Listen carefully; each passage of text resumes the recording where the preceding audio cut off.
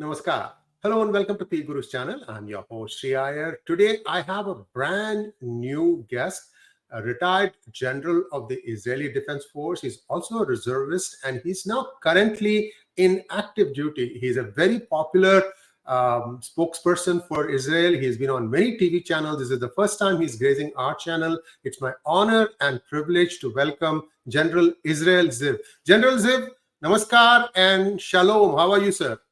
Shalom, namaskar. Good to see you, sir. Thank you.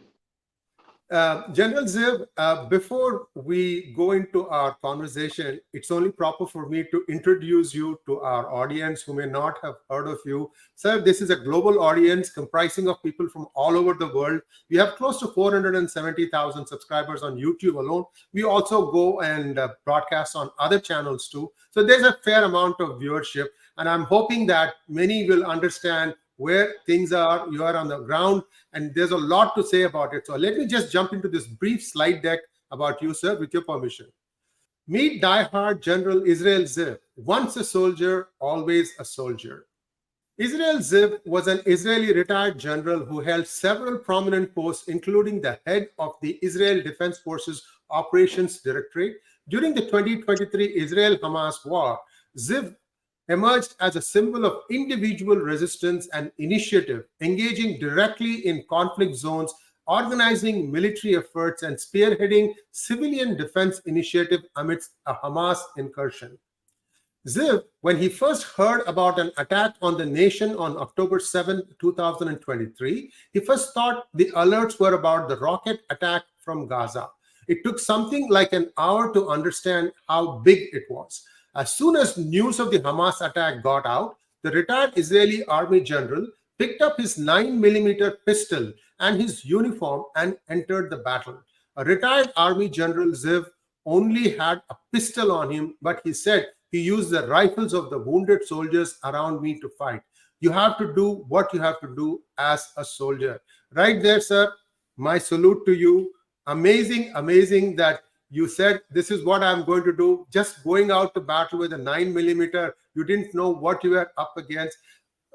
General Ziv, talk to us a little bit through that experience briefly, how it felt, because you're retired, you're doing other things, right? You're back again in fatigues and going about. How was that? Well, I can tell you, my friend, it was nothing like a hero. It was very embarrassing because, in my worst dreams, and I've served for over 35 years in the military, six out of that in Gaza, inside Gaza. Most of those years in, I don't know, over 100 operations against terror groups all over the Middle East neighborhood.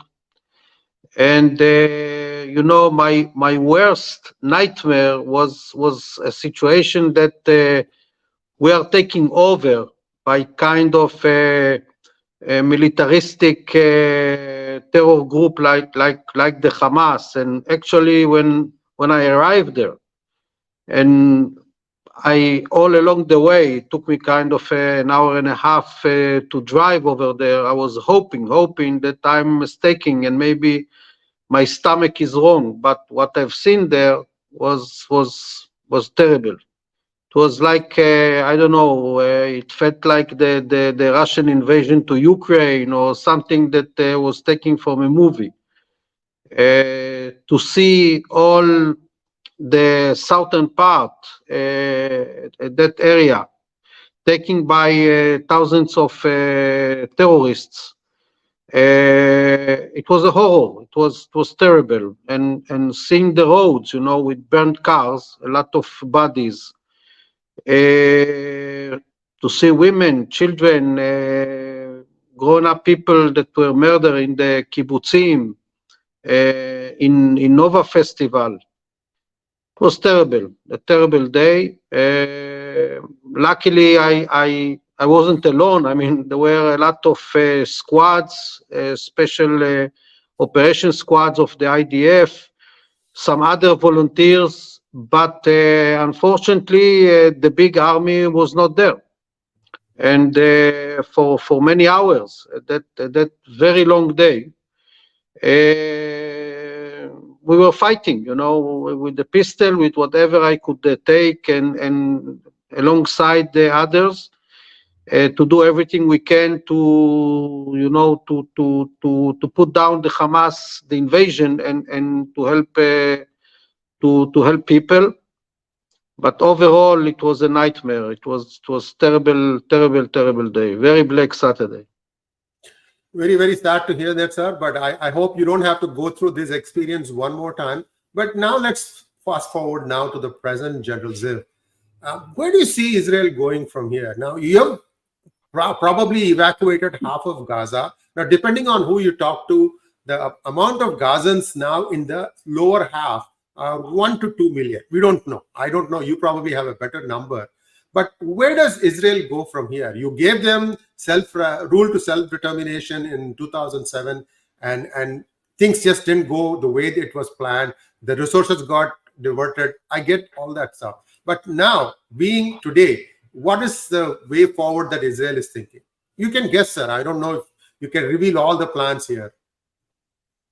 Look, one thing is very clear, that there is no way for us to settle anything back with the Hamas as a neighbor or as an entity or as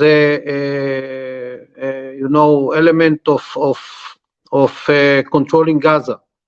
This is something that is out of option. What happened on the 7th, it was first of all a slap in our face, because Israel, maybe naively, was trying to do its best to, even if not formally, to recognize the Hamas, but practically to ignore his militaristic or terrorist face and deal with him like a government. Trying our best to get to a peace or stability with them, and of course, to open the gates for Israel, for workers, for employment, for helping the support from Qatar coming through Israel. Electricity came from Israel, water, supplies, everything, And what happened on the 7th was a clear, for us as a Jewish people, was kind of a small Holocaust. Small, not just by the thing, because maybe the proportion was small, but the impact was very terrible. It crossed any optional red line for us to recover from that, not just now, maybe for generations. In order to accept them back as a partner for any arrangement. This is not an option. Now, where we are in a situation that I think 2/3 of the Gaza Strip is taken over by the IDF, the Israeli Defense Forces. We still, I'm sure that within 2 or 3 weeks, we're going to control, besides of Rafah, the southern city, where over 1 million refugees are.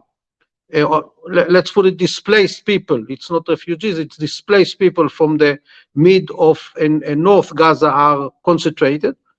And we are not intending now to open fire or to risk them. So we're going to stop the maneuvering in the area that more or less we have reached, which is, as I said, 75, maybe 80% of the Gaza Strip.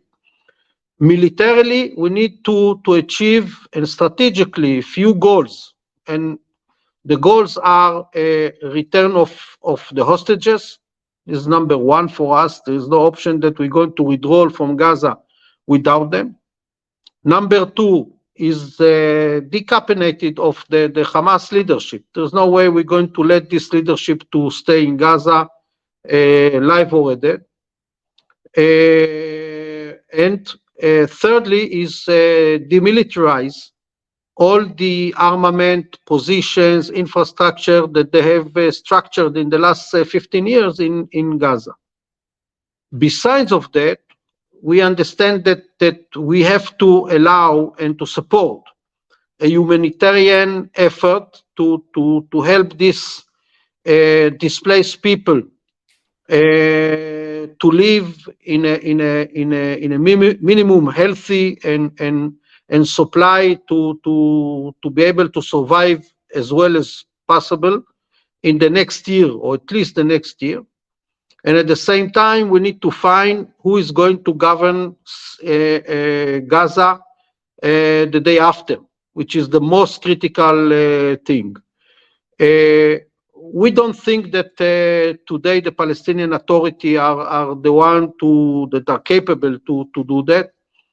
It might be a combination between a local authority that can be raised, supported by Egypt and other Arab countries.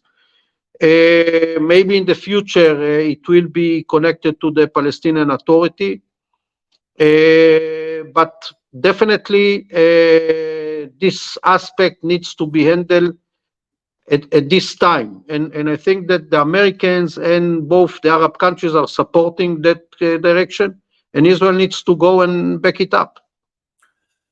General Ziv, is there an option to perhaps resettle the Palestinians in a place where perhaps Israel, along with US's help, can build some sort of a city from the ground up, but it's at a fair amount of distance, say somewhere down south in the Sinai Peninsula, which you gave away as a in the Camp David Treaty as a gesture of goodwill.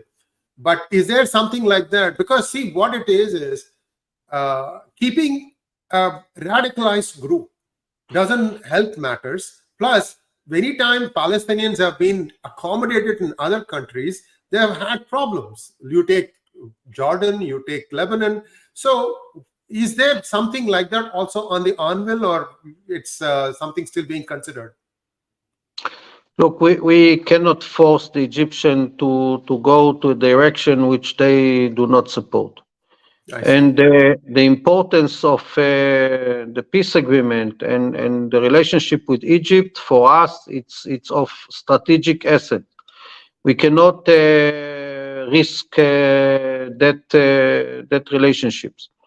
The idea is good as long as the Egyptians are willing to do so. But I'm not sure that actually I'm sure that they are not willing to do so. So I think that the solution would be Gaza, rebuild Gaza, and rebuild all the political structure and civilian structure over there. I think the money might not be the issue. I think money, it's not going to be cheap, to recover all the infrastructure over there.